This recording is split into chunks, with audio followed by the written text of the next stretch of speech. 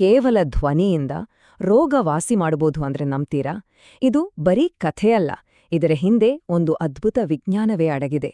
ನಮ್ಮ ಪೂರ್ವಜರಿಗೆ ಗೊತ್ತಿದ್ದು ಆದ್ರೆ ನಾವು ಮರೆತು ಹೋಗಿರುವ ಆ ರಹಸ್ಯದ ಬಾಗಿಲನ್ನು ಬನ್ನಿ ಒಟ್ಟಿಗೆ ಸೇರಿ ತೆರೆಯೋಣ. ಸುತ್ತಲೂ ಫೋನಿನ ನೋಟಿಫಿಕೇಷನ್ಗಳು, ಟ್ರಾಫಿಕ್ ಸದ್ದು, ಈ ನಿರಂತರ ಗದ್ದಲದಲ್ಲಿ ನಮ್ಮ ಮನಸ್ಸಿನ ಶಾಂತಿ ಎಲ್ಲೋ ಕಳೆದುಹೋದ ಹಾಗೆ ಅನ್ಸುತ್ತೆ ಅಲ್ವಾ? ಎಲ್ಲೆಲ್ಲೂ ಶಬ್ದ ಇದೆ, ಆದ್ರೆ ನಿಜವಾದ ನೆಮ್ಮದಿಯಲ್ಲಿದೆ?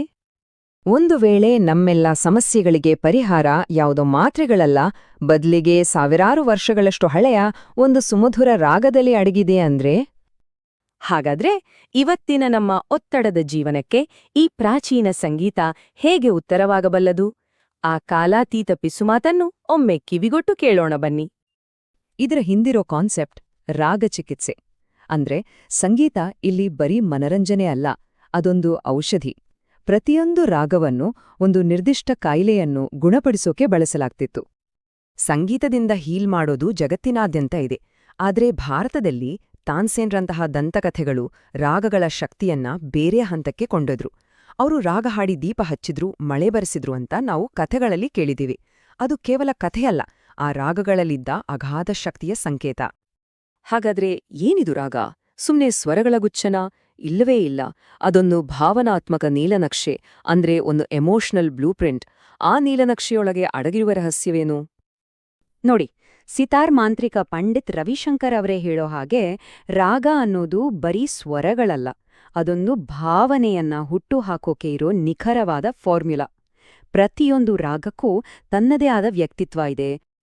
ಸರಿ, ಹಾಗಾದ್ರೆ ನಾವು ಕೇಳೋ ಸಾಮಾನ್ಯ ಹಾಡಿಗೂ ಒಂದು ರಾಗಕ್ಕೂ ಏನು ವ್ಯತ್ಯಾಸ? ಹಾಡುಗಳನ್ನ ನಾವು ಖುಷಿಗಾಗಿ, ಮನೋರಂಜನೆಗಾಗಿ ಕೇಳ್ತೀವಿ, ಆದ್ರೆ ರಾಗಗಳನ್ನ ಒಂದು ನಿರ್ದಿಷ್ಟ ಭಾವನಾತ್ಮಕ ಸ್ಥಿತಿಗೆ ನಮ್ಮನ್ನು ನಾವು ತಲುಪಿಸ್ಕೊಳ್ಳೋಕೆ, ಅಂದ್ರೆ ಒಂದು ಥೆರಪಿ ತರ ಬಳಸಲಾಗುತ್ತೆ. ಉದಾಹರಣೆಗೆ ಭೈರವಿ ರಾಗವನ್ನೇ ತಗೊಳ್ಳಿ. ಇದನ್ನ ಬೆಳಿಗ್ಗೆ ಕೇಳಿದ್ರೆ ಮನಸ್ಸು ಪ್ರಶಾಂತವಾಗತ್ತೆ ಅಂತ ನಮ್ಮ ಪೂರ್ವಜರು ಹೇಳ್ತಿದ್ರು. ಆಶ್ಚರ್ಯ ಅಂದ್ರೆ ಇವತ್ತು ಸೈನ್ಸ್ ಕೂಡ ಅದನ್ನೇ ಹೇಳ್ತಿದೆ. ಇದು ಸ್ಟ್ರೆಸ್ ಕಡಿಮೆ ಮಾಡತ್ತೆ ಅಂತ ಪ್ರೂವ್ ಆಗಿದೆ. ಹಾಗೇನೆ ದರ್ಬಾರಿ ಖಾನಡ ರಾಗ ಮಾನಸಿಕ ಒತ್ತಡವನ್ನ, ತಲೆನೋವನ್ನ ಕಡಿಮೆ ಮಾಡುತ್ತೆ. ಆದ್ರೆ ಇದೆಲ್ಲ ಹೇಗ್ ಸಾಧ್ಯ? ಒಂದು ಧ್ವನಿ ನಮ್ಮ ದೇಹದ ಮೇಲೆ, ನಮ್ಮ ಮನಸ್ಸಿನ ಮೇಲೆ ಹೇಗೆ ಪರಿಣಾಮ ಬೀರುತ್ತೆ? ಇದರ ಹಿಂದಿರೋ ವಿಜ್ಞಾನನೇ ತುಂಬಾನೇ ಇಂಟ್ರೆಸ್ಟಿಂಗ್. ನಮ್ಮ ಪ್ರಾಚೀನರು ನಾದ ಯೋಗ ಅಂತ ಒಂದನ್ನ ಹೇಳ್ತಾರೆ. ಇದರ ಪ್ರಕಾರ ನಮ್ಮ ದೇಹವೇ ಒಂದು ವಾದ್ಯ ಇದ್ದ ಹಾಗೆ, ಕಂಪನಗಳಿಂದ ಮಾಡಲ್ಪಟ್ಟಿದೆ.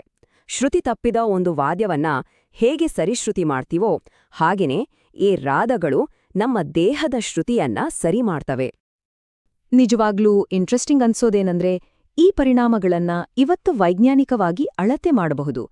ಚಿಕಿತ್ಸಕ ಸಂಗೀತ ಕೇಳಿದಾಗ ನಮ್ಮ ಬ್ರೈನ್ ವೇವ್ಸ್ ಬದಲಾಗುತ್ತೆ, ಹಾರ್ಟ್ಬೀಟ್ ನಿಧಾನವಾಗುತ್ತೆ, ಕಾರ್ಟಿಸಾಲ್ ಅನ್ನೋ ಸ್ಟ್ರೆಸ್ ಹಾರ್ಮೋನ್ ಕಡಿಮೆಯಾಗಿ ಡೋಪಮೀನ್ ತರಹದ ಫೀಲ್ ಗುಡ್ ಕೆಮಿಕಲ್ಸ್ ಜಾಸ್ತಿಯಾಗುತ್ತೆ.